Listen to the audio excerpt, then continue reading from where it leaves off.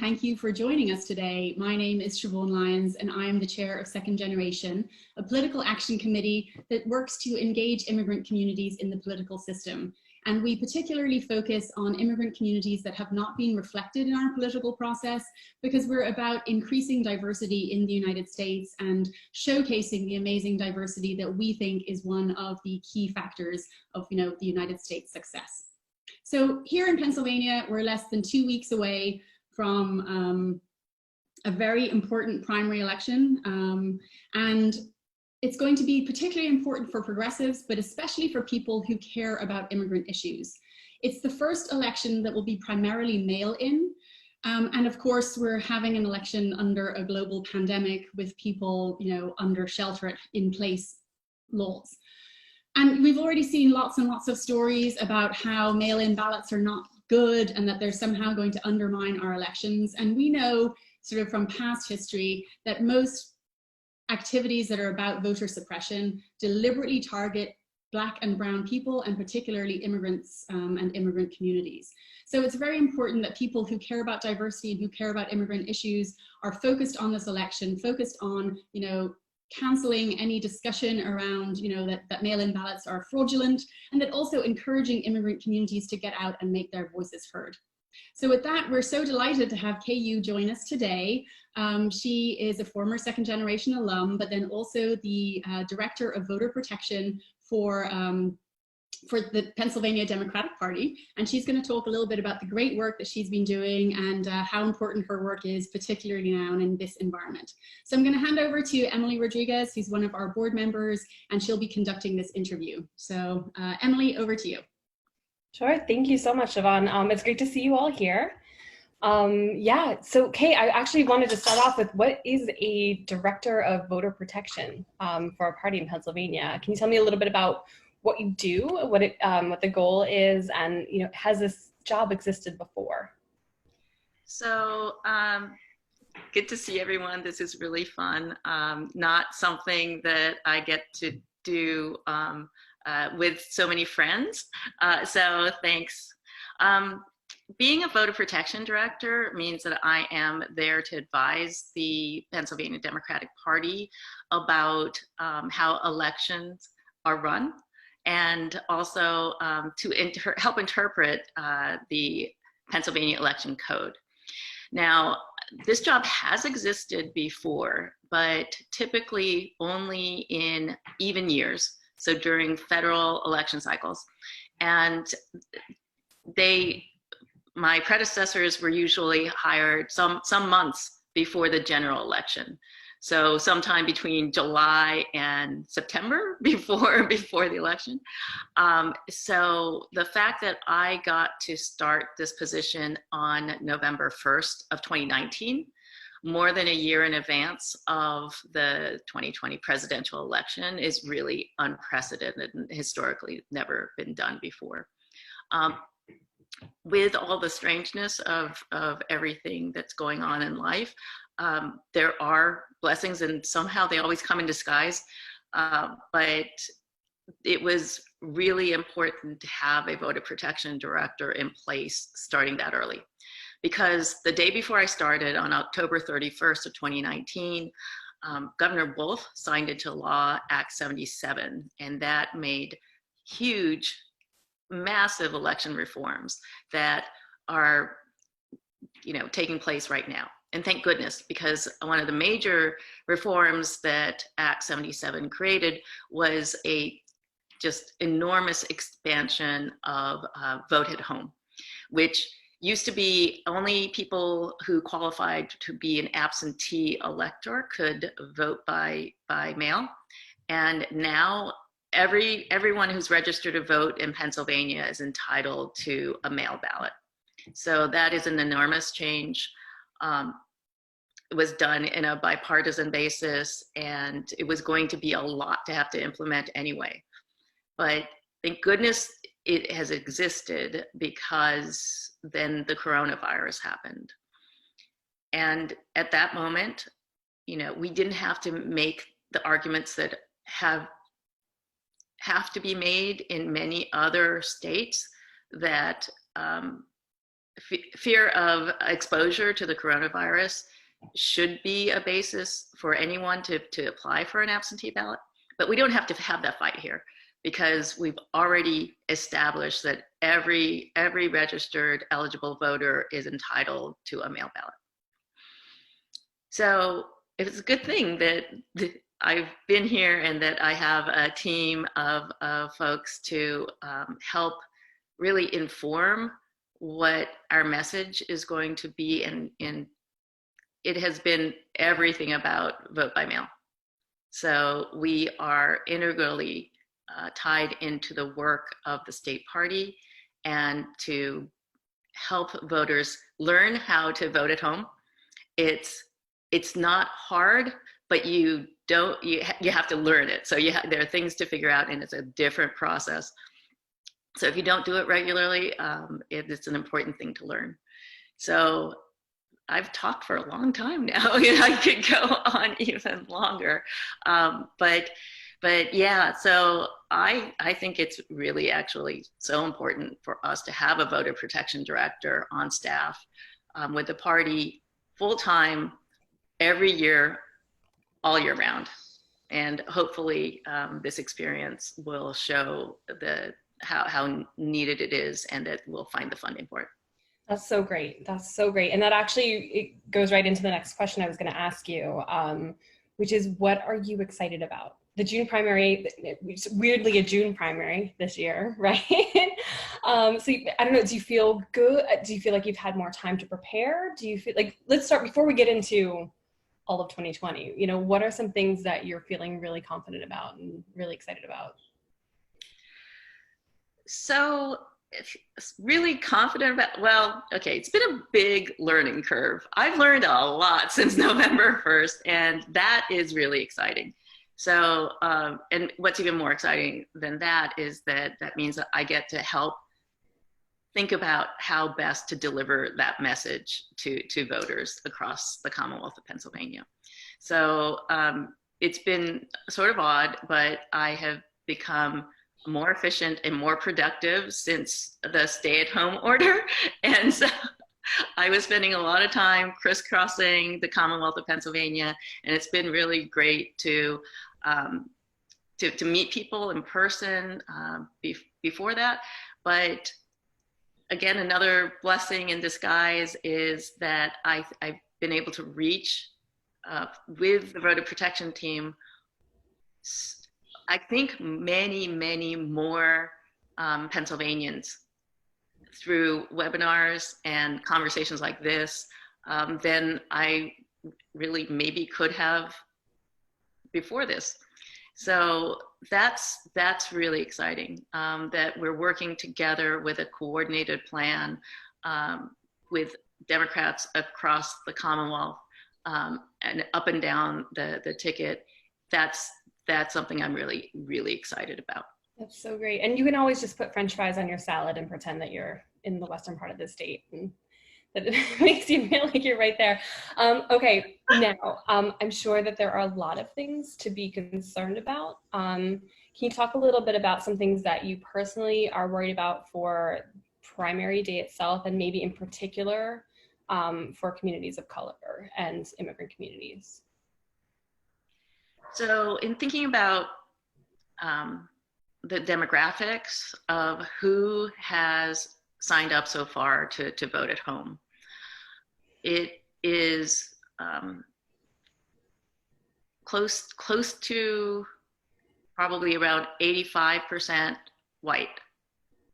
So we have been very concerned about the fact that we don't have high participation in vote by mail in the Hispanic community. We are making some progress in the African American community. And frankly, we need to do a better job of tracking numbers for AAPIs, for the Asian American Pacific Islanders. So I'll put that on my list of things to do better for November. But those numbers are concerning. And so we want to continue to talk about voting at home, showing people what it looks like, how to do it, and so that people understand the process. And I think that when people understand how the process goes, it gives you a lot more sense of security around all of it. So continue to have these kinds of discussions, knowing how the application process works. You have to ask for the ballot to come to you, so you have to fill in an application form. You can do that online or do it by paper, but that's been complicated, obviously, because of the stay-at-home order and so much of our county boards of elections offices not being open during this time. And it's been really a Herculean effort to make this happen across the Commonwealth. We have a decentralized system of election administration. So elections are run on the county level. So each of the 67 counties has responsibility for making this accessible to all of their voters. So that's one of the main challenges for me, is how to learn about what's happening in each of our 67 counties, and mostly how to organize it too. So that there's a lot to that. But I know from all of the interactions that we've had with the county boards of elections, with the voter services offices, the elections bureaus, that people are working so hard under really dire conditions to make this happen. So in this, everyone should know that for November, well, hopefully you've already applied for both the primary and for the general and asked for both ballots to be sent at once. So there's no additional processing of applications that the counties will have to do for November. But if you do have to request, if you only ask for the primary or you're planning on voting in person, apply as early as possible. Just get that rolling so that there's not a big crunch at the end, which is what we're living right now. For all the reasons. It's really a perfect storm of, this is a brand new act. It was passed on October 31st. That was not that long ago. And there was very little time for the Department of State that runs the Commonwealth-wide, like the voter registration database, that system. It's actually really remarkable that they've been able to put an online application process together at all within that period of time. There are other states that don't have that as an option. It's all on paper applications. So that went well. We are 1.5 million requests, which was like vastly outpaced any expectations around what numbers would be. I mean, by multiples. And so the amount of work that's been going into processing all this and mailing things out. So the earlier everybody did it, the better off we will be. The deadline is yet to come. It's on Tuesday, but I really urge people to apply online if you can at all. And then now it might be too late to be able to, if you have to do or want to do a paper application. I think it will be very difficult for the counties to process that and then be able to mail the ballot to folks in time for them to then return the ballot, which is due at 8 p.m. on election day and has to be in the hands of the county elections office at the Board of Elections office, not at your polling place, but at the Board of Elections. So if you mail it and then it arrives at any time after election day, it will not count. That, I think, is, I wish that there was a postmark deadline that applied, but we don't have that. So if you haven't mailed your ballot today, then you have to figure out a way to deliver it in person to your County Board of Elections office. That's great. Okay, so, and I'm going to open this up for questions. So if you have a question, put a hand in the chat. But while we're waiting to see who comes up, just very quickly, so you can hand deliver your ballot if need be. Is that possible? Yeah, so that's one of the things that we have to figure out on a county by county basis. And so we have so many people who are volunteering to help us make calls, reach out to folks at the boards of elections. So we're still in process of figuring all of that out. But really great news in Philadelphia, there is a Dropbox that just was in place starting last night, actually. So in Philadelphia, people can go to, it's right in front of City Hall, and go there and drop off your ballot there. There are other counties that have drop boxes too. Erie County has one, Center County has one.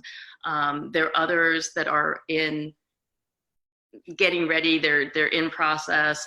And so we're trying to make sure that there is a way in every single county that folks can deliver their ballots in person. Great. Okay. I think that JP had a question. So if you can go to him, JP. Sure. Hey, hi, Kay. This is JP. Thank you so much for taking the time to be with us. I just wanted to ask, I mean, obviously it's very important work that you're doing, and the issues around mail-in voting and voter protection have become so contentious. I wanted to know a little bit about what your experience has been like working with your counterpart in the Republican Party, to the extent that you've had sort of any interaction with that person, and if you could just speak to some of those issues for us. Thank you. Sure. I haven't had any interaction with my Republican counterpart, so there's that. Yes, it is highly politicized, like everything is these days. But the values that I have personally and the values of the Democratic Party is that every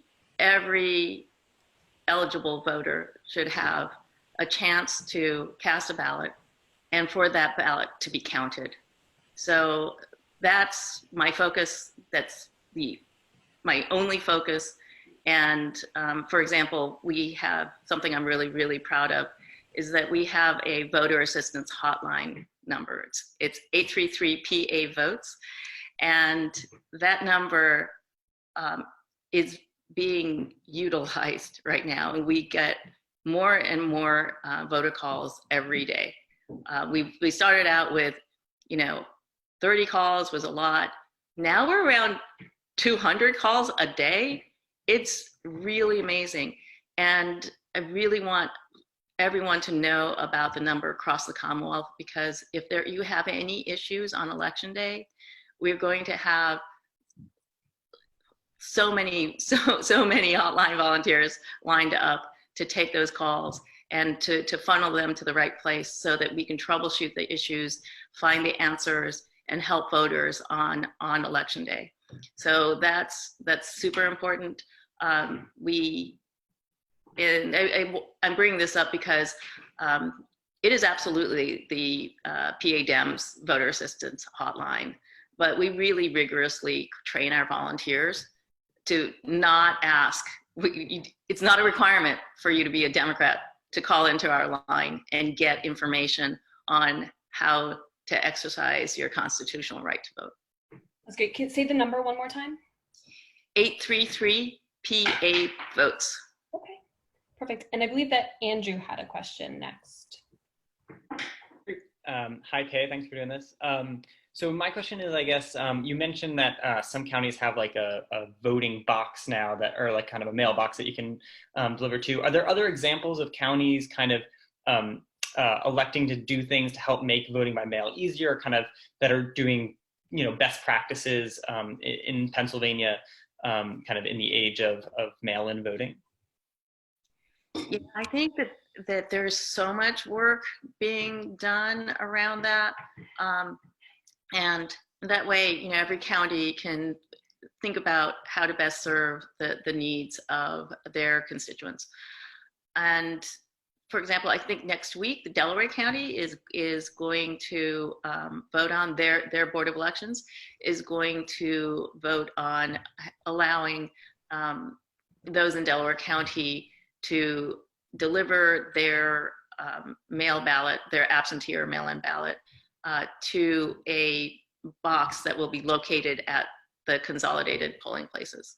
So that's one example of sort of thinking outside the box with a box. I don't know. So, Okay, great. So I have another question. Does anyone else have one? I didn't see anything in the chat. So in the meantime, I have another question for you.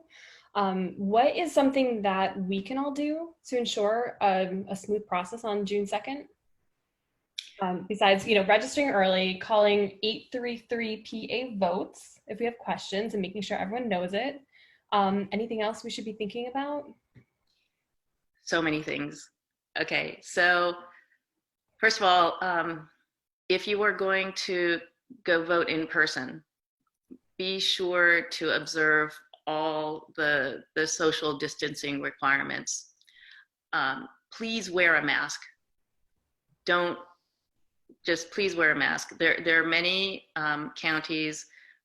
Philadelphia, for example, announced that if voters come to the poll and they don't have their own mask, and frankly, everyone should have your own mask, that they will provide one for their voter. So they are doing that. They are also, so they have touchscreen voting machines in Philadelphia that leaves a paper trail, and that's voter verifiable. And but there was concern about the touching the machines. So they are also providing plastic gloves for the voter to be able to use a glove and have no contact then directly with the voting machines. So that is, follow all the rules, and then just be kind and compassionate to the poll workers. Being a poll worker is incredibly grueling. It's really hard, and our poll workers are the ones who make our democracy happen. So be kind to them, be kind to our county boards of elections officials and all of the folks who are working in their bureaus of elections and to the Department of State. People are working round the clock and just endlessly to do the infinite amount of work that there is to pull this off. And then there are lots of ways to volunteer. You can sign up if you are interested in voter protection work. You can go to padems.com/votepro and sign up. We have, in addition to the poll observer sort of question, which we are not going to really have this year because we are respecting social distancing guidelines. We are going to have folks who are observing the canvas, and what that is the time when mail-in ballots, absentee ballots, and all of the ballots that were cast in the precincts are officially counted.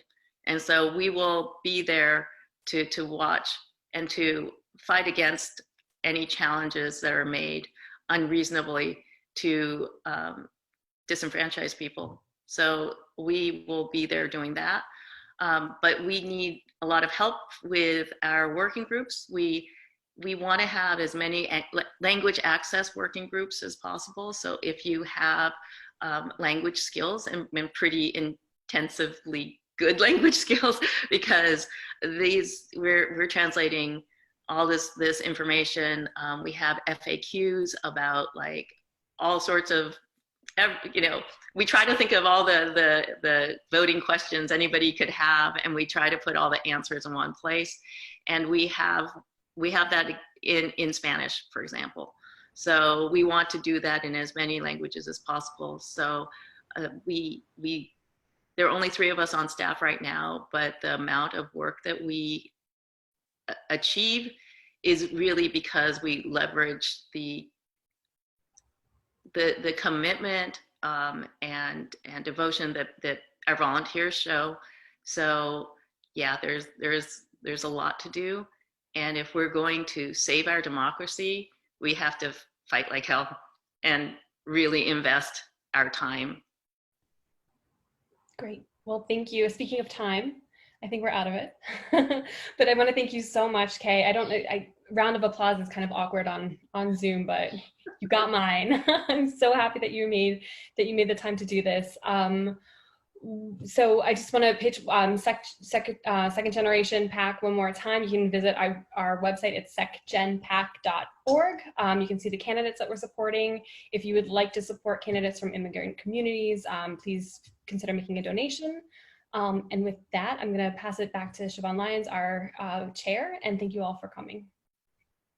Great. Thank you so much, Kay.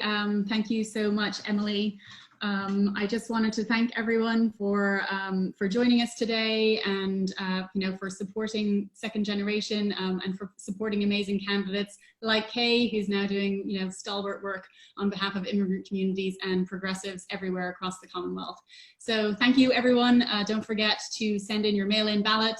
Don't forget to vote. Don't forget to talk to all your friends and make them vote, and particularly do look at our endorsed candidates. We believe they're wonderful people and they're going to make Pennsylvania better. And we're all about diversity. So pick the women, pick the immigrants, pick the diverse candidates. We're in a pandemic. We need to create a brand new world, and I think that means we need to pick new challengers and new styles of candidates for the future we're going to create. So thank you all. I hope you'll support Second Generation. We will be interviewing some of the rest of our endorsed candidates next week, so I hope we'll see you at some of these conversations. Thanks once again. Take care, everybody.